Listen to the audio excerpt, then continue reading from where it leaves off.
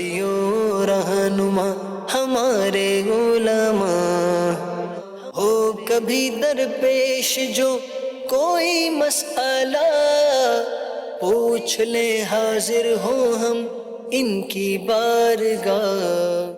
الحمدللہ رب العالمین والصلاة والسلام علی سید المرسلین، اما بعد فاعوذ باللہ من الشیطان الرجیم، بسم اللہ الرحمن الرحیم۔ الصلاة والسلام علیک یا رسول اللہ وعلی آلک واصحابک یا حبیب اللہ،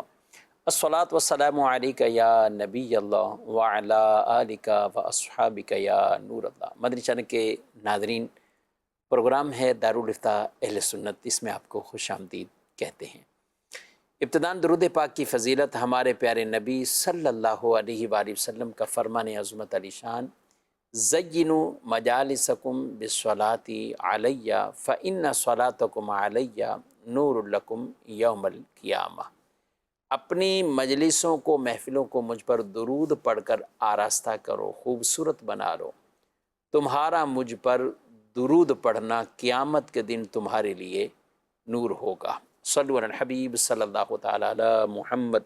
صلی اللہ علیہ وآلہ وسلم۔ ناظرین اکرام، اس پروگرام میں بطور خاص آپ کو ہی جو درپیش شرعی مسائل ہوتے ہیں ان کو ہم ڈسکس کرتے ہیں، ان سوالات کے جوابات آپ تک پہنچانے کی ہماری کوشش اور صحیح ہوتی ہے۔ آج کے اس پروگرام کو بھی آپ اول تاخر سننے کی نیت کر لیجئے، انشاءاللہ سوال جواب کی صورت میں بہت سا علم دین سیکھنے کو ملے گا۔ ہمارے آج کے مہمان مفتی محمد کفیل رضا اطہری ہیں، انہیں بھی خوش آمدید کہتے ہیں۔ جزاک اللہ خیر۔ کیسے مزاج کا؟ الحمدللہ علی کل حال، آپ کیسے ہیں؟ الحمدللہ، اللہ کا شکر ہے۔ پڑھتے ہیں ایک ویڈیو سوال کی طرف۔ میرا نام ساجد خان اطہری ہے، باور مارکیٹ لانڈی۔ میرا سوال یہ ہے کہ اکثر میرے پاس کسٹمر جو آتے ہیں، اور آج کل جو ہو رہا ہے وہ یہ کہ عام سی بات ہو گئی ہے کہ کسٹمر آتے ہیں اور کوئی اگر چیز بیچنے کے لیے تو اس کو ہم کوئی اس کے پیسے بتاتے ہیں کہ بھئی یہ چیز 10,000 کی، تو وہ ہم سے کہتا ہے کہ میں نے تو پیچھے 12,000 کے لگوائے ہیں اور آپ 10 دے رہے ہیں۔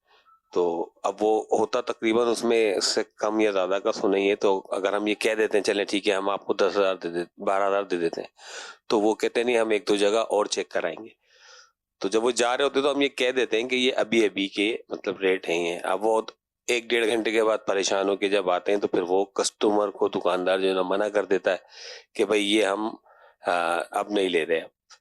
تو ایسا کرنا کیسا؟ اور یہ اکثر اور بیشتر اب ہو رہا ہے دکانوں پہ اس طرح سے۔ یہ ریٹ ابھی کے ہیں، تو ویسے بھی سونا کے ریٹ گرفت میں تو آ نہیں رہے، کبھی بہت اوپر چلے جاتے ہیں کبھی نیچے، تو ان کو آپ کیا کہیں گے؟ دیکھیں، قیمت کی آفر جو ہے وہ دونوں طرف سے جو ہے وہ عموماً جو ہے وہ ہوتی ہے، اور جب کسٹمر اپنی چیز جو ہے وہ بیچنے کے لیے آیا ہوا ہے تو اب گویا کہ خریدار جو ہے وہ دکاندار خریدار بنا ہوا ہے، سامنے والا وہ شخص جو ہے وہ اپنا مال بیچ رہا ہے، تو اب اس نے قیمت لگائی دکاندار نے کہ بھئی ہم جو ہے وہ اتنے کا جو ہے وہ آپ سے لیں گے، لیکن یہ ریٹ ابھی کے لیے، اب اگر آپ بعد میں آتے ہیں تو اب پھر ہم یہ ریٹ آفر نہیں کریں گے، پھر ہم اس وقت دیکھیں گے ہم کیا ریٹ آفر کرتے ہیں۔ تو اس میں کوئی حرج جو ہے وہ نہیں ہے، کیونکہ آپ ابھی ڈیل کوئی ڈن نہیں کر رہے۔ اگر کسی کے ساتھ کوئی سودا آپ کا ہو جاتا ہے تو پھر آپ اس سے پھر نہیں سکتے، لیکن ابھی جب کہ صرف جو ہے وہ گفتگو چل رہی ہے، نیگوسیشن جو ہے وہ چل رہی ہے، تو لہٰذا اس میں کوئی حرج نہیں ہے۔ آپ اپنے ریٹ جو ہے وہ بالکل جو ہے وہ وقت کے ساتھ جو ہے وہ خاص کر سکتے ہیں کہ بھئی آج کے ریٹ ہیں، ٹھیک، یا یہ بس ابھی کے ریٹ ہیں، تو کہہ سکتے ہیں، اس میں کوئی حرج نہیں۔ جب وہ شخص دوبارہ آئے گا تو اس وقت آپ اگر ریٹ میں چینجنگ کرنا چاہتے ہیں تو وہ آپ کر سکتے ہیں، آپ کو اس کا حق حاصل ہے۔ ٹھیک ہے، یعنی اب انہوں نے 2,000 کم کیے، اور تو اب وہ گاہک تقاضا نہیں کرے گا، یہ تقاضا کرے بھی تو ان کے پاس جو ہے وہ رائٹ ہے کہ بھئی اب جو ہے وہ ہم آپ سے یہ اتنے کا ہی جو ہے وہ لیں گے۔ اب اسے سمجھ میں آئے گا تو وہ بیچے گا، ورنہ جو ہے وہ کسی اور کو بیچ دے گا۔ ہاں یہ ہے، دیکھیں شرعی اعتبار سے، مسلمان کی خیرخواہی کے اعتبار سے اس چیز کو پیش نظر رکھنا چاہیے کہ واقعی وہ شخص جب اپنی کوئی چیز بیچنے کے لیے آیا ہوا ہے تو ہم اپنا بھی نفع رکھیں، لیکن اس کو جو ہے وہ نقصان نہ پہنچائیں۔ کئی دفعہ ایسا ہوتا ہے کہ سامنے والے کو اس چیز کی قیمت کا اندازہ نہیں ہوتا، اور ہم چاہتے ہیں کہ جتنے سستے میں چاہے اس سے جو ہے نا مال جو ہے وہ ہم لے لیں۔ تو اچھا، یہ والی جو آواز لگائی جاتی ہے یہ بھی اسی لیے لگائی جاتی ہے کہ جو ہے نا ابھی اس کو روک لیں، کیونکہ اگر یہ کسی اور دکان پہ ہی آئے گا تو ہو سکتا ہے بس اوقات وہ چیز 12 کی نہیں 14 کی چلی آئے یا 15 کی چلی آئے، تو اب یوں بھی بس اوقات جو ہے وہ یہ اس کے اوپر گویا کہ وہ ڈال رہے ہوتے ہیں کہ جناب جو ہے نا آپ ابھی دیں گے تو ابھی ہم 12 دیں گے، بعد میں آئیں گے تو پھر ہم 12 بھی آپ کو جو ہے وہ نہیں دیں گے، تو اب وہ بندہ خود کنفیوز ہو جاتا ہے کہ یار جو ہے نا کہیں یہ جو بھی مل رہے ہیں اس سے بھی جو ہے وہ میں ہاتھ سے نہ جاؤں۔ تو بہرحال اس میں خیر خواہی کو پیش نظر رکھنا چاہیے ایک مسلمان کی، اس چیز کی جتنا بھی ایک مناسب جو ہے وہ دام ہوتا ہے اپنا نفع رکھ کر وہ آفر جو ہے وہ اسے کرنی چاہیے۔ وہ آفر بعد میں بھی جو ہے وہ اگر ریٹ میں تبدیلی نہ ہو تو اسی آفر کے مطابق اس کے ساتھ ڈیل کر لینی چاہیے۔ سوال ہے ایک SMS کی صورت میں، کسی کو بددین کہنا، اس طرح کے جملے کہ یہ بددین آدمی ہے۔ عموماً ایسا شخص جو کہ مذہب سے جو ہے وہ پھر جائے، در حقیقت بد دین کا اطلاق تو اسی کے اوپر جو ہے وہ ہوتا ہے۔ ہاں بعض لوگ وہی بات ہے کہ امانت کے اعتبار سے اس طرح کے جملے کسی کے بارے میں کہہ دیتے ہیں، اگر کوئی شخص خیانت کرنے والا ہو تو کہ یار یہ بے ایمان ہے، بے دین ہے یا بد دین ہے، تو ایسے جملے کہنا جو ہے وہ جائز نہیں ہے، ہرگز جو ہے وہ کسی مسلمان کو نہیں کہنے چاہیے۔ جی مزید سوال۔ قضا عمری میں نماز، جیسے کہ ہم سے 4 وقت کی نماز قضا ہو جاتی ہے، تو کیا ہم 4 وقت کی نماز ایک ہی ساتھ پڑھ سکتے ہیں قضا نمازیں؟ ٹھیک ہے، عوامی طور پر یہ غلطی کا پتہ نہیں ازالہ یا یہ غلطی ذہن سے کب نکلے گی، لیکن لوگ یہی سمجھتے ہیں کہ 4 وقت کی ہے 5 وقت کی ہے تو ایک ساتھ نہیں، جو جس کا وقت ہے اسی میں اس پڑھیں۔ میں جو ہے وہ پڑھیں۔ اصل تو یہ کہ جب نماز اپنے وقت سے ہٹ گئی تو ہی قضا ہوئی ہے، صحیح۔ تو اب اسی وقت میں اس کو پڑھنا جو ہے وہ ضروری نہیں ہے، تو لہٰذا اب آپ اس کو جو ہے وہ کسی بھی وقت میں پڑھ سکتے ہیں۔ عشاء کی نماز کے بعد آپ چاہیں تو آپ فجر کی قضا پڑھ سکتے ہیں، اسی طرح ظہر کے بعد آپ چاہیں تو عشاء کی قضا جو ہے وہ پڑھ سکتے ہیں، تو اسی وقت میں ہی قضا کرنا ضروری نہیں بلکہ آپ کسی اور نماز کے وقت کے اندر بھی قضا کر سکتے ہیں۔ صرف 3 مکروہ اوقات ہیں جن کے اندر جو ہے وہ قضا کرنا جائز نہیں ہے، وہ صبح طلوع آفتاب سے لے کر 20 منٹ بعد تک، دوپہر میں ظہوہ کبریٰ کا وقت جسے عوام زوال کا وقت کہتے ہیں، اور غروب آفتاب سے 20 منٹ پہلے سے لے کے غروب آفتاب تک۔ ان 3 اوقات کے علاوہ آپ کسی بھی وقت جو ہے وہ قضا نماز پڑھ سکتے ہیں۔ امیر اہل سنت دامت برکاتہم العالیہ کا ایک رسالہ ہے قضا نماز کے حوالے سے، جس میں پوری ڈیٹیل اور تفصیل قضاء عمری کو کس انداز سے ادا کیا جا سکتا ہے، پیچھے کی نمازیں جو رہی ہوئی ہیں اس میں کیا کیا تخفیف ہے کہ جس کی وجہ سے ہم کہیں کہ آدمی زیادہ سے زیادہ اپنی قضاء عمری کر سکتا ہے، کرنی بھی چاہیے۔ ایسا نہیں کہ کوئی نماز چھوٹ جائے تو آپ اس کو چھوڑے ہی رکھیں۔ قضا کرنا نماز جان بوجھ کر قصدن یہ تو حرام ہے، جائز نہیں ہے۔ ایک نماز بھی کوئی آدمی اگر جان بوجھ کر چھوڑتا ہے تو وہ فاسق ہے اور سخت کبیرہ گناہ بھی ہے، اور ساتھ ساتھ جہنم کا حقدار ہے جب تک وہ اس سے توبہ نہیں کرتا۔ اور توبہ یہی ہے کہ آدمی اس نماز کو ادا کرے، سچے دل سے ندامت بھی ہو اور اس نماز کو وہ ادا بھی کرے۔ اب بہت ساری نمازیں ہیں تو توبہ تو کریں، لیکن ساتھ ساتھ اپنی قضاء عمری ادا کرتا رہے، قضاء عمری ادا کرتا رہے۔ تو یہ رسالہ بھی ضرور حاصل کریں، اور اس سے آپ نے یہ شرعی مسائل بھی آپ اچھی طرح پڑھ سکتے ہیں۔ ہماری ٹیم نے ایک پیکج تیار کیا ہے، اور آپ پہلے وہ دیکھیے کہ سوال کیا ہے۔ السلام علیکم وعلیکم السلام، کیا حال ہے سلیم بھائی؟ خیریت سے ہیں؟ جہاز میں سب خیریت ہے، بہت خوش لگ رہے ہیں آپ ماشاءاللہ۔ بھیا وہ شکر ہے الحمدللہ، جو میں نے گھر گروی رکھوایا تھا وہ اللہ کا شکر ہے آج آزاد کرا لیا میں نے نا، اس لیے بڑا خوش ہوں میں۔ جاوید بھائی تو بہت اچھی بات ہے، آپ کا گھر گروی تھا اور جو نا آزاد ہو گیا، قرض سے جو نا آپ کی جان چھوٹ گئی۔ جب میں کاروبار میں تباہ ہوا، بزنس میں تباہ ہو گیا، پریشانیوں میں آ گیا، تو سہیل بھائی آئے، انہوں نے میرا ساتھ دیا۔ سہیل بھائی کی بڑی مہربانی ہے۔ جاوید بھائی انہوں نے آپ ہی کے گھر کا آپ سے کرایہ لیا، اس میں کون سا احسان کیا ہے؟ میں نے تو اپنے رشتہ داروں سے بھی قرض کی بات کی، دوست احباب سے بھی قرض کی بات کی، پھر میں نے سہیل بھائی سے رابطہ کیا۔ جاوید بھائی میرے خیال سے آپ کا یہ معاملہ شرعی لحاظ سے بھی غلط طے ہوا ہے۔ یہ کیا کہہ رہے ہیں سلیم بھائی آپ؟ رکیے، پریشان نہ ہو، مدنی چینل پیش کر رہا ہے پروگرام دارالفتہ اہل سنت، جس میں آپ کی رہنمائی کریں گے مفتیان کرام۔ آئیے سنتے ہیں مفتی صاحب کیا فرماتے ہیں۔ گروی جسے رہن بھی جو ہے وہ کہا جاتا ہے، شرعی اعتبار سے رہن کوئی چیز جو ہے وہ رکھوانا، قرض لینا، اور اس کے بدلے میں ایز اے سیکیورٹی جو ہے وہ کوئی چیز اپنی جو ہے وہ رہن کے طور پہ رکھوا دینا، یہ جائز ہے، قرآن کریم اور احادیث طیبہ سے بھی ثابت ہے، مگر اس کے کچھ اصول و ضوابط ہیں۔ اس کا ایک بنیادی اصول یہ ہے کہ جو رہن رکھی ہوئی چیز ہوتی ہے، وہ چاہے مکان ہے، چاہے جو ہے وہ زیور ہے یا کوئی بھی چیز ہے، اس سے نفع دونوں نہیں اٹھا سکتے، نہ رہن رکھوانے والا جس کا مال ہے وہ، نہ وہ جس کے پاس رکھوایا ہوا ہے۔ دونوں اسے استعمال نہیں کر سکتے، اس سے نفع نہیں اٹھا سکتے۔ تو لہٰذا جو یہ سوال کے اندر صورت بیان کی گئی، اس سے یہ ظاہر ہو رہا ہے کہ انہوں نے جس شخص سے قرضہ لیا تھا اس کو انہوں نے جو ہے وہ یہ مکان جو ہے وہ دیا نہیں، بلکہ کیا کیا کہ در حقیقت بس انہیں اس کے پیپر رکھوا دیے اس کے پاس، اور اب انہوں نے کیا کیا، اس کے بعد انہوں نے اس سے وہی مکان کرائے پہ لے لیا اور یہ اس مکان میں رہتے رہے۔ یعنی وہ گروی ادھر ہے، ہاں، گروی ادھر ہے اور اس کا کرایہ یہ جو اصل مالک تھا یہ اس میں رہتا رہا اور دے رہا اور یہ سمجھا کہ چونکہ ابھی تو یہ میرا مکان ہے نہیں، یہ تو سامنے والے کے پاس رہن ہے، تو لہٰذا یہ اس کا کرایہ جو ہے وہ سامنے والے کو دیتا رہا، تو یہ ہرگز جائز نہیں ہے۔ سب سے پہلے بنیادی اصول یہ ہے کہ رہن پر قبضہ جو ہے وہ مرتہن کا ہوگا۔ مرتہن کون؟ جس کے پاس آپ رہن گروی رکھوا رہے ہیں۔ تو جب آپ اس میں خود رہ رہے ہیں تو سامنے والے کا تو قبضہ ہی نہیں ہوا، تو لہٰذا یہ رہن ہی درست نہیں ہوا۔ دوسری بات یہ کہ اس سے نفع اٹھانا رہن والی چیز سے کسی کے لیے بھی جائز نہیں ہے، اسی لیے ایسی چیز جو کہ رہن میں رکھوائی جائے اس کے اوپر زکوٰۃ لازم نہیں ہوتی، نہ راہن یعنی رہن رکھوانے والے پر اس کی زکوٰۃ لازم ہوتی ہے، نہ سامنے والے پر لازم ہوتی ہے، تو اسے زکوٰۃ سے بھی مستثنیٰ کر دیا گیا اسی بنیاد پر کہ دونوں اس سے نفع نہیں اٹھا رہے، تو ان کا اس سے نفع اٹھانا کہ خود اس چیز میں رہائش اختیار کرنا،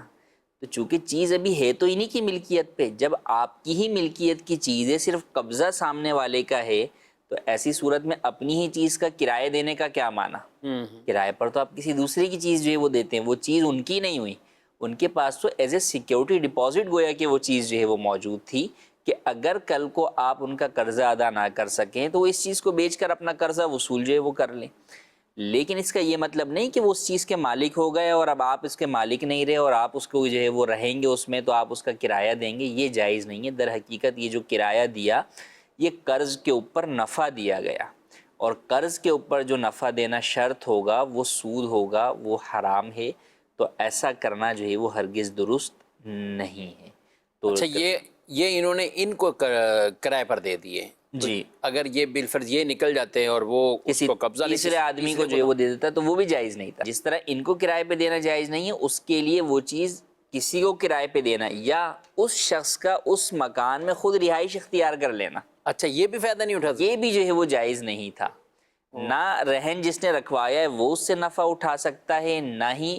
جس کے پاس رکھوایا گیا ہے وہ نفع اٹھا سکتا ہے، نہ خود رہ کر، نہ کسی اور کو آگے کرائے پہ دے کے، نہ کسی کو مفت جو ہے وہ دے کر کہ بھائی تم ویسے ہی رہ لو تم، اس کی بھی اجازت نہیں ہے۔ اس کو مکمل تمام قسم کے تصرفات سے ان کو خالی رکھنا ہوتا ہے اس جگہ کو۔ تو یہ کہیں گے نا وہ خالی پڑی ہوئی ہے، خالی مکان پڑا ہوا ہے، بعض لوگ زمین گروی لیتے ہیں تو وہ اس میں فصل اگانا شروع کر دیتے ہیں، خالی مکان پڑا ہے، اس کو دینے میں کیا مسئلہ ہے؟ مسئلہ یہی ہے کہ شرعی اعتبار سے رہن کا اصول یہی ہے کہ آپ جو رہن کی چیز دیں گے اس سے جو ہے وہ راہن اور مرتہن دونوں نفع نہیں اٹھا سکتے، یا نفع اٹھانا جو ہے وہ ان کے لیے جائز نہیں ہے۔ مرتہن کے لیے ناجائز ہے نفع اٹھانا، اور راہن اگر اس سے نفع اٹھا رہا ہوگا اس کے قبضے میں ہوگا تو رہن ہی مکمل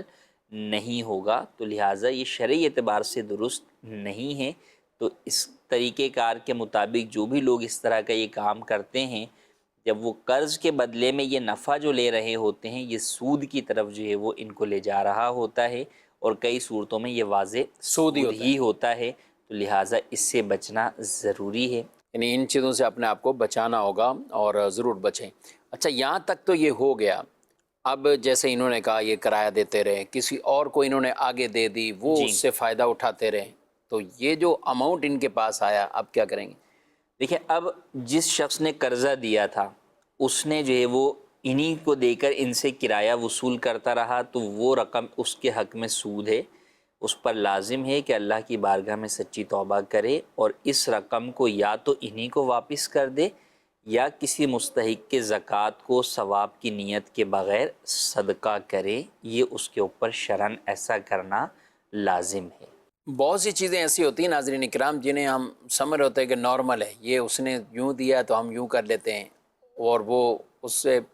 فائدہ بھی اٹھا رہے ہوتے ہیں دیگر چیزیں، تو وہ حالانکہ وہ حقیقتاً ناجائز اور سود کے زمرے میں جاری ہوتی ہے۔ تو اس کی بڑی پہچان ہونا یا اس کی معلومات لینا، ظاہر ہے آپ ایک شرعی معاملہ کر رہے ہیں، ایک عقد کر رہے ہیں، گروی زمین یا گروی کچھ چیز رکھنا، اس لیے شریعت نے اس کی اجازت دی ہے کہ آپ کے قرض میں دی ہوئی رقم کا تحفظ ہو جائے، بقیہ اس کے علاوہ یہ نہیں کہ آپ اس سے فوائد اٹھائیں۔ کفیل صاحب رقم نہیں ملی، گروی رکھی ہوئی ہے، اب یہ تحفظ کے طور پہ مطلب کل کو کوئی بیچنے کی صورت بھی ہو سکتی ہے، یعنی کسی نے دوسرے سے 10 لاکھ روپے قرضہ لیا اور اس نے اپنی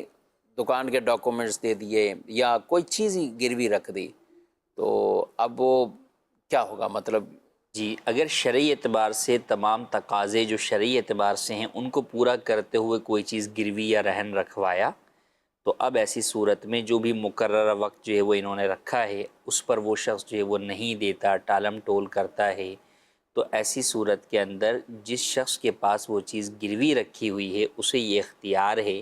کہ وہ جو ہے وہ چیز بیچ کر اس سے اپنی رقم وصول کر سکتا ہے۔ اب اگر وہ چیز زیادہ کی بکتی ہے، اس کا قرضہ 10 لاکھ تھا، وہ چیز بکی 15 لاکھ کی، تو بہرحال 5 لاکھ روپے اسے جو ہے وہ واپس ہی کرنے ہوں گے اس شخص کو کہ جس کی وہ چیز تھی۔ اب اس کے اپنے احکامات ہیں، اولاً وہ اس سے جو ہے وہ رابطہ کرے گا، اس کو بتائے گا کہ بھائی وہ کیا کہتا ہے کہ ہاں ٹھیک ہے بیچ دیں نہیں بیچیں کیا ہے، تو وہ جو اس کے تقاضے ہیں وہ پورے جو ہے وہ ہوں گے۔ کئی صورتوں میں ہو سکتا ہے یہ معاملہ جو ہے وہ فیصلے کی طرف جو ہے وہ جائے، قاضی کی طرف جائے، اور اس کی بعد فیصلہ ہونے کے بعد بیچنے والی جو ہے وہ صورت ہو، تو وہ اس کے اپنے احکامات ہیں، لیکن بہرحال یہ اختیار ہے کہ یہ جو ہے وہ اس چیز کو گروی رکھوایا ہی اس لیے جاتا ہے کہ جب اگر اس سے قرضہ وصول نہ ہو تو یہ چیز بیچ کر اس قرضے کی وصولی اس سے کی جا سکے۔ جی مزید سوال یہ تھا کہ مفتی صاحب سے پوچھنا تھا کہ ہماری پھپھو کے بیٹے نے پھپھو نے اپنے بچوں کے نام اذانوں کے نام سے رکھے ہوئے ہیں، ایک بچے کا نام اذان ہے، ایک کا جو کچھ نے نمازوں کے نام پہ رکھا ہوا ہے، ایک کا نام عشاء ہے، فجر ہے، اس طرح کیا یہ رکھنا درست ہے یا نہیں؟ اس بارے میں رہنمائی لینی تھی۔ دیکھیں بعض نام تو وہ ہیں کہ جو کہ نمازوں کے ساتھ خاص نہیں، ویسے بھی جو ہے وہ کہا جو ہے وہ جاتا ہے، وہ نام جو ہے وہ رکھے جاتے ہیں۔ عربی کے اندر بھی عشاء ہے یا جو ہے وہ فجر کے اعتبار سے، لیکن اب جیسے جو ہے وہ ظہر ہے تو یہ عموماً جو ہے وہ معروف نہیں ہے، اس سے نمازی جو ہے وہ پتہ چلتی۔ اسی طرح مغرب ہے، تو لہٰذا ایسے نام جائز تو ہیں، مگر بہتر یہی ہے کہ ایسے نام جو کہ مسلمانوں میں تشویش کا جو ہے وہ باعث بنے وہ نہیں رکھنے چاہیے۔ اور ناموں کے حوالے سے اصول یہ ہے کہ ہمیں وہ نام رکھنے چاہیے جو بزرگان دین کی سیرت میں ہمیں ان کے نام ملتے ہیں، انبیاء کرام، صحابہ کرام، تابعین، تبع تابعین، اولیاء اللہ، تو ان کے ناموں پر اپنے بچوں کے نام رکھنے چاہیے، اس سے بچوں کو ان کی برکتیں بھی ملتی۔ عشاء تو معروف ہے بچیوں کے اعتبار سے، عشاء بھی ہے، اسی طرح فجر بھی جو ہے وہ فجر نام بھی جو ہے وہ ہے، ظہر نہیں ہے، اسی طرح مغرب جو ہے وہ نہیں ہے، یہ نہیں ہے، اسی اثر بھی شاید اثر بھی جو ہے وہ نہیں ہے، لیکن بہرحال جو معروف نہیں ہے کہ جب آپ نام سنتے تو یہی لگتا ہے کہ یار یہ تو نماز کی بات کر رہے ہیں، ہاں جیسے ظہر ہے یا مغرب ہے، تو اب مغرب نام اب ہم نے نہیں سنا کم از کم جو ہے وہ، تو ویسے نام جو ہے وہ نہیں رکھنے چاہیے۔ اذان نام رکھنا جائز ہے، رکھ سکتے ہیں اذان کر کسی کا نام رکھ دیا تو، البتہ جو ایک قاعدہ کلیہ بیان کیا ہے اور بہتر حکم جو بیان کیا ہے وہ زیادہ اچھا وہی ہے کہ ہم ایسا نام رکھیں جو صحابہ کرام، صحابیات ان کے ناموں پر، تو انشاءاللہ ان کی برکتیں ملیں گی۔ پھر اولیاء صالحین کے نام ہیں، یا کم از کم وہ نام کہ جس کا معنی اچھا ہو اور اس کو سنتے ہی کوئی تشویش نہ ہو مسلمانوں، کسی ایسی چیز کی طرف توجہ جاتی کہ تشویش والی بات ہے۔ اب صفا مروہ، یہ صفا مروہ ایک عبادت کی ایک طرح کی، جہاں صفا مروہ کس بطور خاص سعی کی جاتی ہے، ان پہاڑیوں کے نام ہیں، لیکن ہم کوئی اگر بچوں کے رکھتا ہے، بچیوں کے نام پر یہ صفا مروہ رکھے جاتے ہیں نام، کوئی حرج نہیں، رکھ سکتے ہیں۔ اچھا، لیکن آپ یوں سمجھیں کہ حجر اسود، اب حجر اسود ایک خاص تعین کے ساتھ ایک چیز کا نام ہے، تو یوں آپ کہیں گے تو یہ لوگوں میں ایک تشویش، یہ تشویش کا جو بھی جو ہے وہ باعث ہوگا۔ پھر پکارنے کے اندر پکارتے ہیں، رف ہم جو نارمل جو ہے وہ نام پکارتے تو اب حجر اسود کوئی بولے کہ یار وہ حجر اسود جو ہے وہ چلا گیا، وہ آ گیا، تو اب یوں بھی تھوڑا سا جو ہے وہ ایک عجیب سا سننے والے کو جو ہے وہ محسوس ہوگا، تو اس لیے بھی ایسے نام رکھنے سے بچنا چاہیے۔ جی مزید سوال۔ محمد کلیم بابر مارکیٹ سے، تو یہ لڑکے جو کان چھتوا لیتے ہیں، اتار تو دیتے ہیں، لیکن وہ جو نشان رہ جاتا ہے اس کا گناہ ملتا رہے گا، یہ جو کان چھتوایا ہے۔ توبہ کی نہیں کی، بظاہر تو یہی ہے کہ جو اتار دیا اور توبہ بھی اگر کر لی ہے، اب ایک نشان رہ گیا۔ جی دیکھیے، مرد کے لیے یہ چیز حرام ہے بہرحال، تو اس طرح کی زیب و زینت مرد کے لیے جو ہے وہ جائز نہیں ہے۔ اب کسی نے یہ چیز سے توبہ کر لی، اب صرف نشان رہ گیا، تو اس کو جو ہے وہ مزید آگے گناہ کنٹینیو جو نہیں ہوگا، مزید گناہ اس کو مسلسل نہیں ملتا رہے گا۔ توبہ کر لے گا تو امید ہے کہ اللہ پاک جو ہے وہ اس کے اس گناہ کو معاف جو ہے وہ فرما دے گا۔ ہاں اب بتائیے، کوشش کرے کہ اس چیز کو لوگوں کے سامنے ظاہر جو ہے وہ نہ کرے، کسی طرح چھپا سکتا ہے تو ٹھیک ہے، اسے جو ہے وہ چھپا دے اسے، کیونکہ ظاہر ہوگا تو ایک اعتبار سے لوگ جو ہے وہ اس کے بارے میں بدگمان جو ہے وہ ہوں گے، تو لہٰذا اس کو اگر چھپا سکتا ہے کسی چیز کے ذریعے سے، عموماً وہ جب وہ استعمال نہیں ہوگا تو ایک عرصے کے بعد سوراخ بند ہو جائے گا، صرف نشان باقی ہے تو اس میں کوئی حرج جو ہے وہ نہیں ہے۔ اچھا، کسی کے نشان ہے، کچھ بھی ایسی چیز ہے، تو اب لوگوں کا کیا ہونا چاہیے؟ بظاہر آدمی سامنے والا توبہ طائب کر چکا ہے ان معاملات میں۔ اچھا، کچھ ایسے پہلے آپ نے دیکھو نا ہاتھوں پہ لکھواتے تھے، اور یہ جی تو اب کبھی وضو کرنے بیٹھے ہیں تو اب ہاتھ ہے، اب لکھا ہوا ہوگا وہاں پر۔ میرے پاس ایک آدمی آیا ہے اور بھی وہ ایسے ہی ہو گیا، لا علمی میں ہو گیا، پہلے یا شوقیہ طور پہ کر لیا، اب پتہ چلا، اب علم میں اضافہ ہوا کہ بھائی یہ چیز تو جائز ہی نہیں تھی، اپنے آپ کو تکلیف ہو جانا۔ اب وہ بولا اتنی شرمندگی ہوتی ہے، میں وضو خانے بیٹھا ہوں بازو لے کے، تو اب وہ کہتے ہیں کہ یار ساتھ کوئی آئے گا،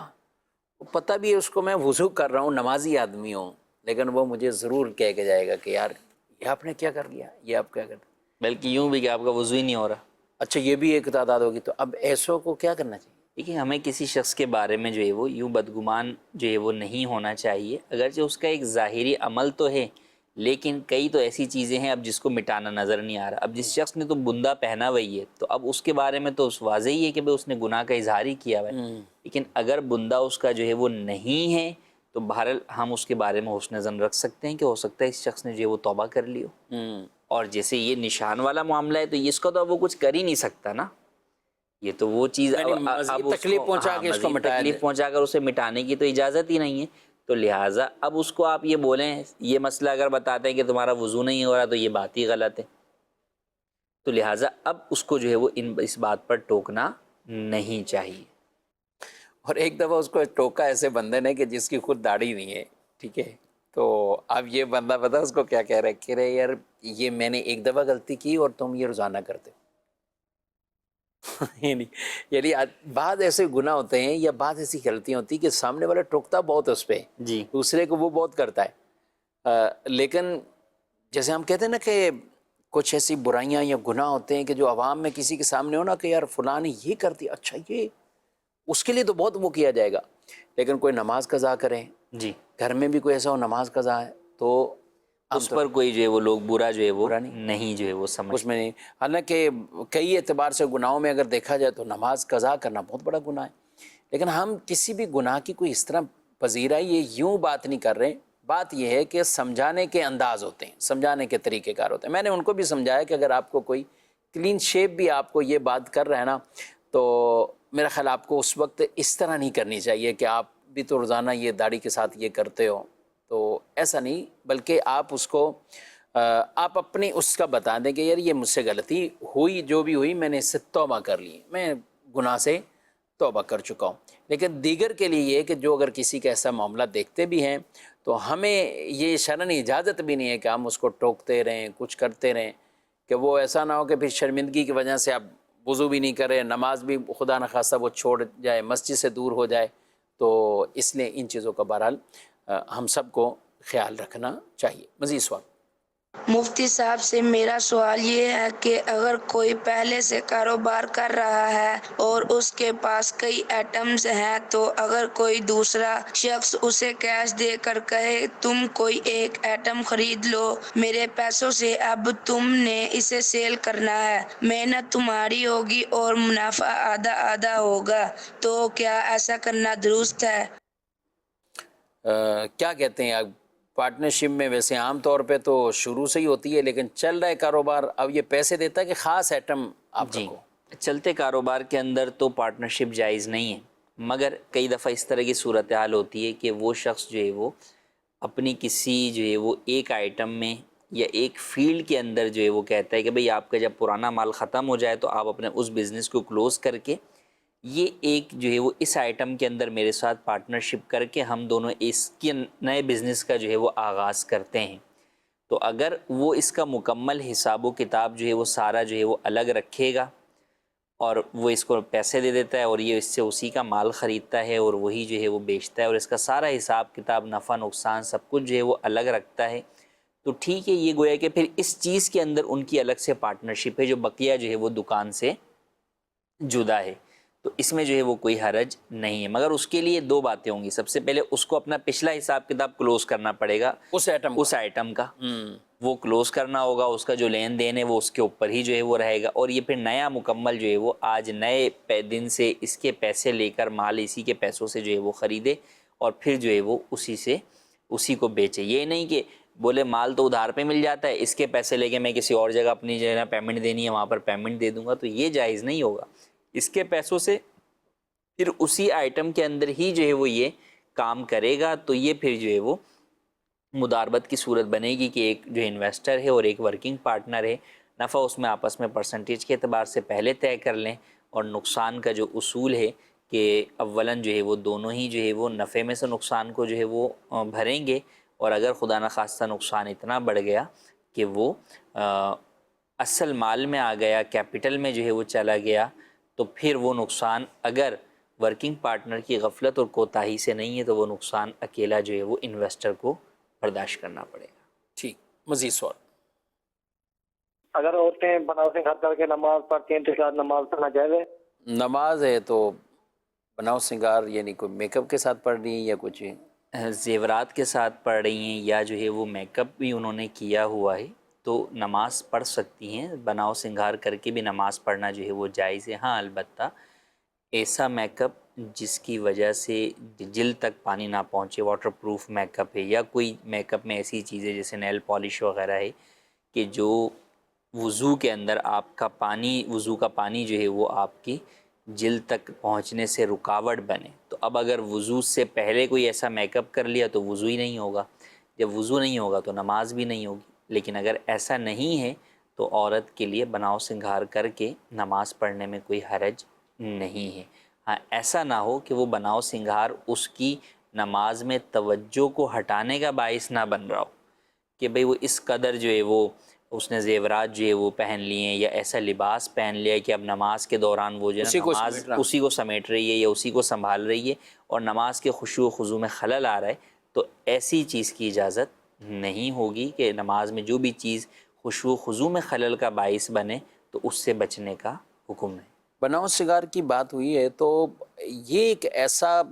معاملہ ہے کہ جس کی وجہ سے کئی عورتیں ایسی ہیں کہ اپنی نمازیں قضا کرتی ہیں. جی، یعنی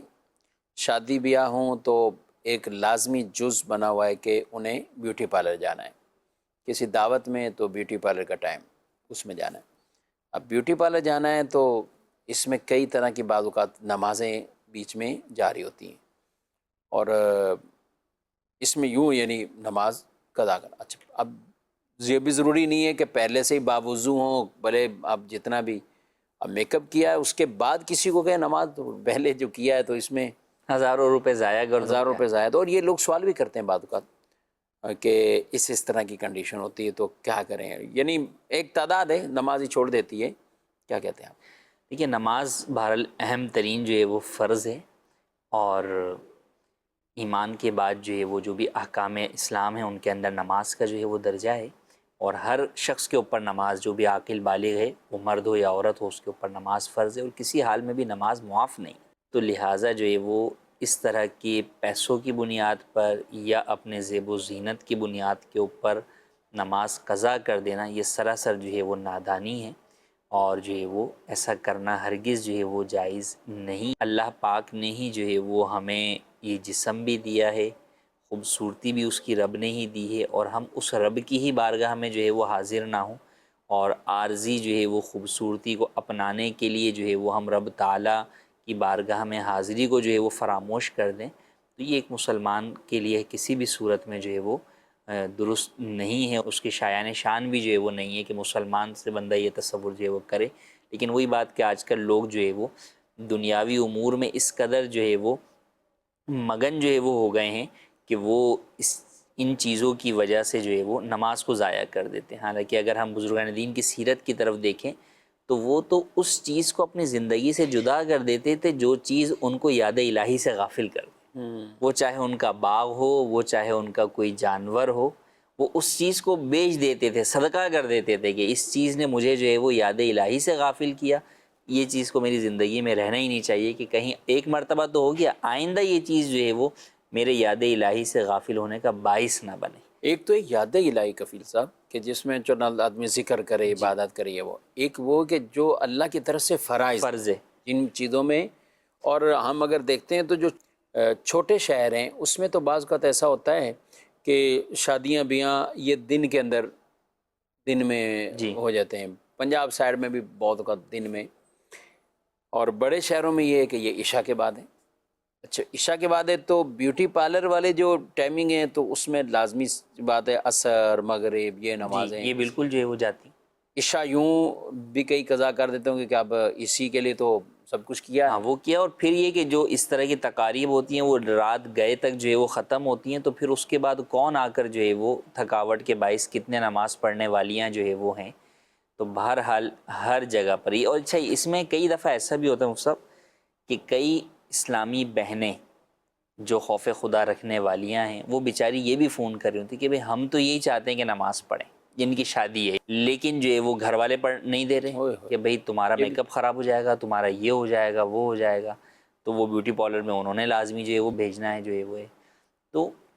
یہاں یہ کہ ایک تو ان کو تو یہی کہا جاتا ہے کہ بھئی آپ سمجھائیں، اور بہرحال کوئی مانے نہ مانے نماز تو پڑھنی ہے جو فرض ہے.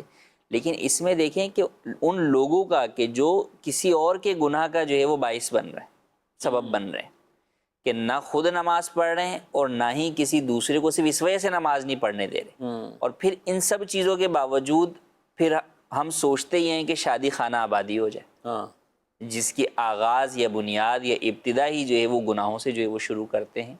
تو ایسے وقت میں والدین کو بھی، گھر کے سربراہوں کو بھی یہ بات سوچنی چاہیے اور اس میں کردار ادا کرنا چاہیے کہ بہرحال جو بیچاری بیٹی ہے، دلہن ہے، اس کی نمازوں کا اہتمام ہو اور اس کے لیے باقاعدہ اس کے لیے جو بھی سہولیات کے مطابق. اچھا اسی میں کئی دفعہ ایسا ہوتا ہے کہ میک اپ کی وجہ سے وہ کرسی پہ نماز پڑھ دیتے. اچھا کہ بیٹھا بھی نہیں جائے گا، دلہن جو ہے نا وہ دلہن ہے، ابھی اتنا سب کچھ جو ہے وہ ہے، تو ابھی اس کے ساتھ جو ہے نا وہ کھڑے ہو کے اٹھ بیٹھ کے تو نماز پڑھ نہیں سکتی، ساری سیٹنگ جو ہے وہ خراب ہو جائے گی. یعنی رسومات نے کتنا جکڑ کے انہوں نے جو ہے وہ تو وہ اس کی اب وہ کرسی پر اب کوئی بیچاری پڑھنے والی پڑھ بھی رہی ہے، لیکن وہ یہ نہیں جان رہی کہ اس کی نماز تو اب بھی نہیں ہو رہی، کیونکہ کرسی پہ پڑھنا یہ عذر تھوڑی ہے کہ جناب میرے لباس کی سیٹنگ جو ہے وہ خراب ہو جائے گی. اچھا یہ سارے مسئلے ہیں، لیکن ہم سے دولہا پوچھ رہا ہوتا ہے وہ یعنی رخصتی کی رات نفل کیسے پڑھنے ہیں. جی وہ نفل بڑے ایک نا اہم ہے اور اہم وہ ضروری ہے، ایک جز ہے، اس کو ٹھیک ہے پڑھنی چاہیے، اچھی بات ہے، کوئی اس میں ممانت والی بات نہیں ہے، مکروہ وقت نہیں ہے. آپ نفل پڑھتے ہیں، اپنی نفل پڑھ کے دعا کریں، ایک نئی زندگی کا آپ کا آغاز ہو رہا ہے، اچھی بات ہے. لیکن اسی سے اگر پوچھا جائے کہ یہ نماز کا کب اہتمام ہونا ہے تو وہ نہیں پتا، اس کا نہیں ہے. یعنی عشاء چھٹی ہوئی ہے اور نفل کا وہ پوچھ رہے ہوتے ہیں. تو ناظرین کرام بہرحال ان چیزوں کا خیال رکھنا چاہیے. ہم بھی سمجھتے ہیں کہ رواج ایسے بن چکے ہیں کہ لوگ جو ہے وہ ان نافرمانیوں میں گویا کہ بہت آگے تک پہنچ چکے ہیں. لیکن ہم جتنی کوشش کر سکتے ہیں، جن کو سمجھا سکتے ہیں، تو آپ بہرحال ضرور سمجھائیے. مزید سوال. مفتی صاحب میرا سوال یہ ہے کہ نبی پاک صلی اللہ علیہ وسلم نے کون کون سا گوشت تناول فرمایا؟ واہ بھائی واہ، سوال بڑا یونیک لائے ہو. کون سا گوشت نبی پاک صلی اللہ علیہ وسلم نے کھایا ہے؟ جی کفیل صاحب. نبی کریم صلی اللہ تعالیٰ علیہ وآلہ وسلم کا پسندیدہ ترین جو ہے وہ کھانا گوشت جو ہے وہ تھا، اور اس میں مختلف جو ہے وہ جانوروں کے گوشت جو ہے وہ سیرت کے اندر ہمیں ملتا ہے، احادیث میں کہ نبی کریم صلی اللہ علیہ وسلم نے تناول فرمائے.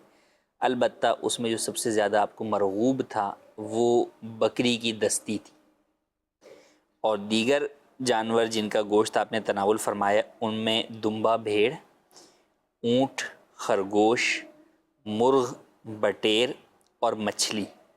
یہ وہ گوشت ہیں جو نبی کریم صلی اللہ علیہ وسلم نے تناول فرمائے. سبحان اللہ.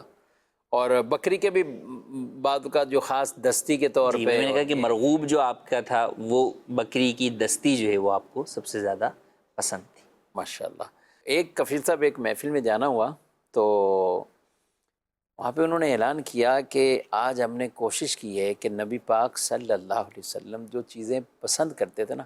کھانے میں وہ اہتمام کریں. ماشاءاللہ. اور ہماری کوشش یہ ہوئی کہ حضور صلی اللہ علیہ وسلم کی مختلف روایات میں جتنی چیزیں ہیں تو ہم وہ رکھیں. آپ یقین کریں انہوں نے باقاعدہ جو کی روٹی بنوائی. حالانکہ جو کی روٹی عام طور پہ آسان نہیں ہے, بنتی بھی نہیں آسان. انہوں نے باقاعدہ جو کی روٹی بھی بنوائی. اچھا ہم نے بھی کھائی, بڑا مزہ بھی آیا. جو کی روٹی ویسے عام طور پہ گھر میں ہم بھی کہاں کھاتے ہیں کہ جو کی, یا تو کبھی کبھی ایسا ہوتا ہے کہ مختلف آٹے میں مکس کر کے تو کوئی بناتا ہے, لیکن باقاعدہ پوری صرف ہی جو کی روٹی یہ جو ہے وہ ہر ایک بنا بھی نہیں سکتا. اچھا جو کی روٹی ہے, اسی دسترخوان پہ شہد بھی ہے, اسی دسترخوان پہ بھی زیتون بھی ہے. اچھا فروٹ کی اقسام میں سے جو ہمیں روایات میں ملتے ہیں وہ فروٹ ہے. اچھا بکری وغیرہ کا یہ گوشت بھی ہے. تو اس طرح کی کئی چیزیں انہوں نے, اور یہ نیت کر کے کہ جو رسول اللہ صلی اللہ علیہ وسلم سے باقاعدہ چیزیں ثابت ہیں تو ہم نے کوشش کی ہے کہ اس طرح کا اہتمام کریں. بہت اچھی بات ہے اور سبحان اللہ ایسا ہونا بھی چاہیے. کیا فرماتے ہیں؟ سنت کی نیت سے یقیناً جو ہے وہ یہ ایک اچھی چیز ہے. اور کئی دفعہ اسکول میں بچوں کو جو بہت ساری باتیں یاد کرواتے ہیں تو ان میں کچھ اس طرح کی چیزیں بھی یاد کروانی چاہیے. یہ چیزیں کہ جنتی درخت کون سے ہیں, یا قرآن میں کن پھلوں کا ذکر آیا, کن درختوں کا جو ہے وہ ذکر آیا, نبی کریم صلی اللہ علیہ وسلم نے کون سے جو ہے وہ فروٹ تناول جو ہے وہ فرمائے. تو اب بچے وہ فروٹ نیم تو یاد کر ہی رہے ہیں, لیکن ساتھ میں اس کو ایک جو ہے وہ آپ جو ہے وہ اضافی معلومات اور حضور سے ایک محبت کا جو ہے وہ ایک وہ بھی آپ تسلسل بھی جو ہے وہ جوڑ رہے ہیں کہ بچے کو حضور کی سیرت بھی بتا رہے ہیں کہ حضور نے یہ فروٹ جو ہے وہ کھائے, یا یہ جو ہے وہ گوشت تناول فرمائے, یا یہ جو ہے وہ سبزیاں جو ہے وہ آپ نے جو ہے وہ کی. تو یہ بہرحال ایک تربیت کا بھی پہلو ہے کہ ہمیں اپنے بچوں کو بھی یہ باتیں جو ہے وہ بتانی اور سکھانی چاہیے. اس میں جو ہے وہ اعلیٰ حضرت علیہ رحمہ کے والد ماجد مولانا نقی علی خان علیہ رحمہ کی جو کتاب ہے سورہ علم نشرہ کی تفسیر, اس میں انہوں نے سیرت آپ کی جو ہے وہ ذکر کی ہے نبی کریم صلی اللہ علیہ وسلم کی. تو اس میں ساری یہ جو ہے وہ حضور کی غذا جو ہے وہ الگ الگ کیٹیگری میں, فروٹ میں تو جو ہے وہ گوشت میں اور دیگر میں وہ بڑی جو ہے وہ خوبصورت انداز میں انہوں نے بیان فرمائی. سبحان اللہ. تو یہ کھانے پینے کی چیزیں اس طرح کی بیان کرنی چاہیے. ساتھ نبی پاک صلی اللہ علیہ وسلم کے مبارک اعمال, آپ کی مبارک سنتیں, وہ بھی ہمیں اس میں بھی ترغیب دینی چاہیے. یہ بھی ہمیں ترغیب ساتھ ساتھ دینی چاہیے. کہیں ایسا نہ ہو کہ صرف ایک طرف کی چیزیں یاد رکھیں اور دوسری طرف ہم بھول جائیں اور وہ بچوں کو بتائیں بھی نہیں. ان کو وہ بچوں کو وہ چیزیں بھی بہرحال بتانی چاہیے. اور الحمدللہ دعوت اسلامی کا دینی ماحول ہے ہی سنتوں بھرا ماحول ہے, بیان بھی سنتوں بھرا بیان ہے. یہ مدنی چینل بھی سنتیں پھیلاتا ہے, اور سنتیں اور آداب کے حوالے سے مکتبۃ المدینہ سے کتاب بھی حاصل کریں اور خود بھی پڑھیں, بچوں کو بھی پڑھائیں. اللہ پاک ہمیں رسول مکرم صلی اللہ علیہ وسلم کے اسوہ حسنہ, آپ کے مبارک طریقے, آپ کی مبارک سنتوں پر عمل پیرا ہونے کی توفیق عطا فرمائے. آمین بجاہ النبی الامین صلی اللہ علیہ وآلہ وسلم. ہادیوں رہنما ہمارے علماء, ہو کبھی درپیش جو کوئی مسئلہ, پوچھ لیں حاضر ہوں ہم ان کی بارگاہ.